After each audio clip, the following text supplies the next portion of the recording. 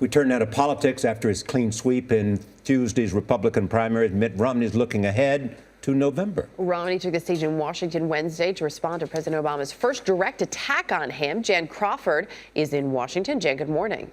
Well, good morning, Erica. Good morning, Charlie. He's basically declared victory in the GOP race. So now we're seeing Romney really turning his attention to what he sees as the two obstacles now in his path, President Obama and the press. I'm offering a clear choice and a different path. And unlike the president, I have a record that I'm proud to run on. Mitt Romney's speech to a room full of journalists offered sharp lines of attack against the president and a request for help in keeping Mr. Obama honest. His intent is on hiding.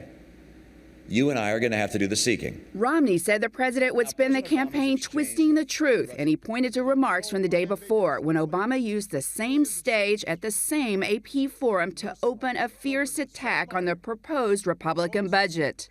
It is thinly veiled social Darwinism. It is antithetical to our entire history as a land of opportunity and upward mobility for everybody who's willing to work for it. Romney, whose gaffes on the campaign trail have been fodder for both reporters and rivals, also lamented what he called a new era of journalism that focuses on style over substance. Today, it's about what brand of jeans I'm wearing or what I had for lunch. I find myself missing the presence of editors to exercise quality control. But in his running criticism of the president and the press, one rival Romney did not mention was Rick Santorum, on the trail in his home state of Pennsylvania for what may end up being his last stand. Well, I'm asking you to help out a person who has some roots in this neck of the woods.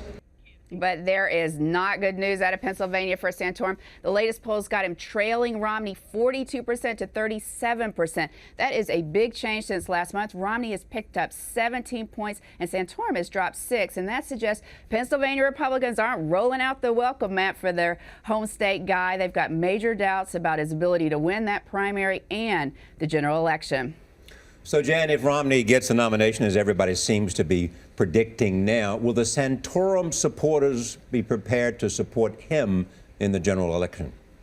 Oh, I think so, Charlie, because what everyone is excited about in the Republican Party is beating Barack Obama. We've got some new polls out that show they're not all excited about Mitt Romney. Only 11% in a recent poll say they're excited if Romney's the nominee. 49% say they're satisfied. But what they are motivated about is, as Newt Gingrich said last night, getting Barack Obama out of the White House. Gingrich was really interesting on this last night. He was saying, look, we all talk, we're all going to come together because we may not agree among ourselves in the Republican Party about who should be the nominee, but we all agree that anyone would be better than the president who's in that White House right now. And I think that's what you're going to see as this primary starts turning into a general election fight against President Obama.